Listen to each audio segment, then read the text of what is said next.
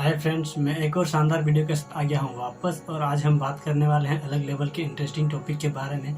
तो आप वीडियो में अंत तक बने रहिए ताकि आपको अच्छे से समझ में आए कि हम आज किस टॉपिक के बारे में बात करने वाले हैं। अक्सर ऐसा होता है कि हम हैकिंग शब्द सुनते ही काफ़ी ज़्यादा डर जाते हैं। तो आज हम ऐसे ही एक एथिकल हैकिंग के बारे में बात करने वाले हैं। हैकर शब्द उन एक्सपर्ट को डिस्क्राइब करने के लिए किया गया है जिन्होंने मेनफ्रेम सिस्टम को फिर से डेवलप करने और अपनी एफिशिएंसी को बढ़ाने और उन्हें मल्टीटास्किंग परमिशन देने के लिए अपने कौशल का उपयोग किया गया है।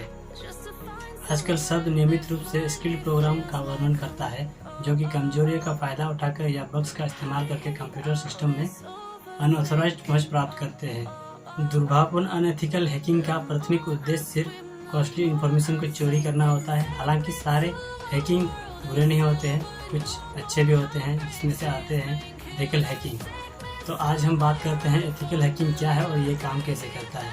लेकिन उससे पहले आप मेरा नाम जान लीजिए। मैं हूँ प्रेम और आप देख रहे हैं PR टेक जोन। और अगर आप हमारे चैनल पर नए आए हैं तो आप हमारे चैनल को सब्सक्राइब करके बेल आइकन को प्रेस कर दें, क्योंकि मैं ऐसे ही इंफॉर्मेशन वीडियो हमेशा लाता रहता हूँ। इससे क्या होगा कि मैं जब भी कोई नई वीडियो अपलोड करूँ सबसे पहले नोटिफिकेशन आप तक पहुँच जाए। तो चलिए शुरू करते हैं।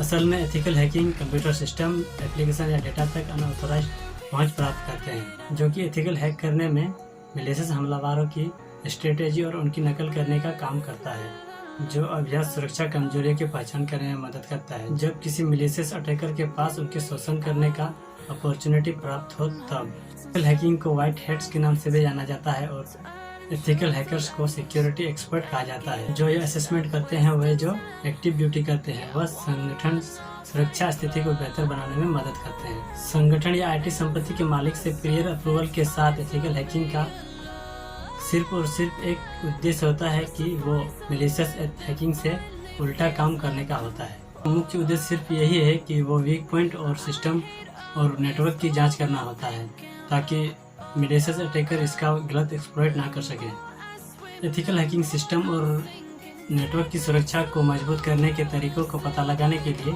यह जानकारी एकत्रित करने के लिए और उसका विश्लेषण एनालिसिस करना करके सुरक्षा सेवाओं का सुधार करते हैं। और इससे क्या होगा कि हम लोग को बेहतर ढंग से सामना कर सकते हैं। इसी वजह से एथिकल हैकर्स को अलाउ करते हैं। और एथिकल हैकिंग पूरी तरह से लीगल है। इसको कोई भी कंपनी अपने सर्वर को क्रैक होने से बचा सकते हैं। इसीलिए एथिकल हैकिंग का प्रयोग किया जाता है।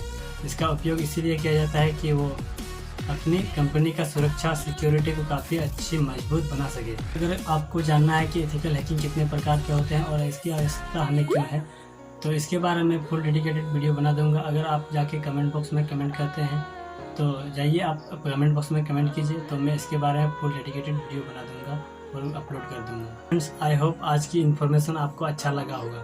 अगर अच्छा लगा हो तो वीडियो को लाइक करें और अगर आपको कुछ सवाल पूछना हो तो आप कमेंट बॉक्स में जा कर के कमेंट कर सकते हैं। मैं आपके कमेंट्स को रिप्लाई करने का काफ़ी कोशिश करूँगा। और आज के लिए इतना ही, तब तक के लिए जय हिंद।